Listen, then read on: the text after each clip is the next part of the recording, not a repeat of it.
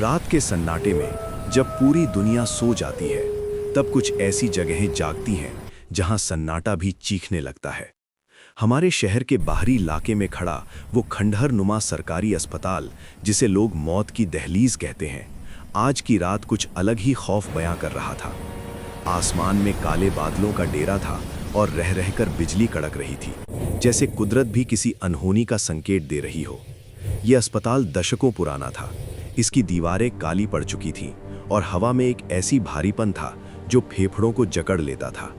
यहाँ काम करने वाला हर कर्मचारी जानता था कि सूरज ढलने के बाद अस्पताल की पुरानी विंग की तरफ रुख करना अपनी जान जोखिम में डालना है।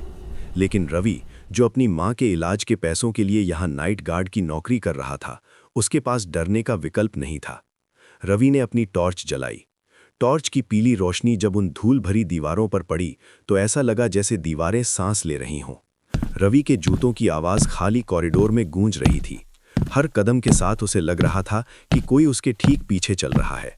वो जितनी बार पीछे मुड़ता, उसे सिर्फ अंधेरा और सन्नाटा मिलता। वो जैसे ही वार्ड नंबर 13 के पास पहुंचा, उसे महसूस हुआ कि तापमान अचानक गिर गया है। हवा में एक अजीब सी दुर्गंध फैल गई, जैसे कुछ सड़ रहा हो। रवि अपनी टॉर्च की रोशनी दीवारों पर डालता है, जहां से प्लास्टर झड़ रहा है और सीलन के निशान किसी डरावनी आकृति जैसे लग रहे हैं। अचानक उसे कॉरिडोर के अंत में किसी के चलने की आहट सुनाई देती है। वो रुक जाता है और अपनी धड़कनों को थामने की कोशिश करता है। उसे ऐसा लगता है जैसे कोई नंगे पैर फर्श पर घिसट कर चल रहा है। वो अपनी टॉर्च उस दिशा में घुमाता है, लेकिन वहां सिवाय धूल और खाली स्ट्रेचर के कुछ नहीं है। रवि खुद को तसल्ली देता है कि ये शायद उसका वहम है, लेकिन जैसे ही वो मुड़ता है, उसे अपनी गर्दन पर किसी की ठंडी सांसें महसूस होती हैं।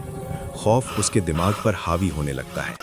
तभी उसकी नज़र दीवार पर टंगी पुरानी घड़ी पर पड़ती है, जिसके कांटे अब भी चल रहे हैं, लेकिन उनकी टिक टिक की आवाज़ किसी के दिल की धड़कन जैसी भारी सुनाई दे रही है। रवि घबराकर डॉक्टर प्रिया के केबिन में घुसता है। प्रिया उसे देखकर चौंक जाती है।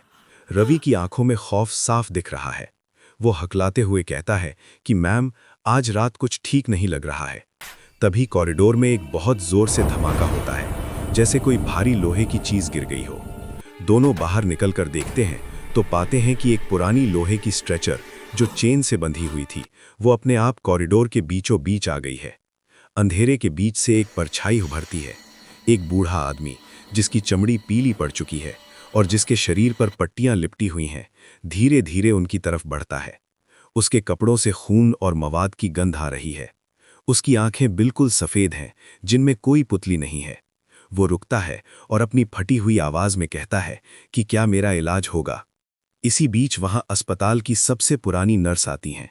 वो बताती हैं कि 50 साल पहले इसी रात को अस्पताल के इस विंग में एक भीषण आग लगी थी। उस वक्त ड्यूटी पर मौजूद डॉक्टर और नर्स अपनी जान बचाकर भाग निकले, लेकिन उन 40 मरीजों को कमरों में बंद कर दिया गया ताकि आग बाहर न फैले। वे मरीज अंदर ही तड़प तड़प कर जल गए। उनकी चीखें इस अस्पताल की दीवारों में आज भी कैद हैं। वो बूढ़ा मरीज उन्हीं में से एक था, जो आज भी अपना अधूरा इलाज पूरा करवाने आया है। अचानक अस्पताल का अलार्म अपने आप बजने लगा। कॉरिडोर में लगी इमरजेंसी लाइट्स लाल रंग में तब्दील हो गईं। अब हर तरफ से आवाजें आने लगी थीं, कराहने की और रोने की आवाजें। रवि ने देखा कि बंद दरवाजों के नीचे से काला धुआं बाहर निकल रहा था, लेकिन वो धुआं गर्म नहीं, बल्कि बर्फ जैसा ठंडा था। अचानक चारों तरफ से परछाइयां निकलने लगीं। कोई बिना हाथ के था तो किसी का आधा चेहरा जला हुआ था। वे सब डॉक्टर प्रिया और रवि की तरफ बढ़ने लगे। प्रिया ने हिम्मत जुटाई और एक पुरानी धार्मिक किताब से प्रार्थना पढ़ना शुरू किया। रवि अपनी टॉर्च की रोशनी उन सायों पर डालता रहा। जैसे जैसे प्रार्थना की आवाज तेज हुई, अस्पताल की इमारत कांपने लगी। खिड़कियों के शीशे टूटने लगे और एक तेज रोशनी छत से नीचे आई। वे सभी जलती हुई आत्माएं उस रोशनी में समाने लगीं। धीरे धीरे शोर शांत हो गया और धुआं गायब हो गया।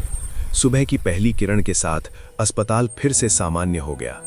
रवि ने उसी वक्त अपनी वर्दी उतारी और तय किया कि वो फिर कभी इस अस्पताल की चौखट पर कदम नहीं रखेगा।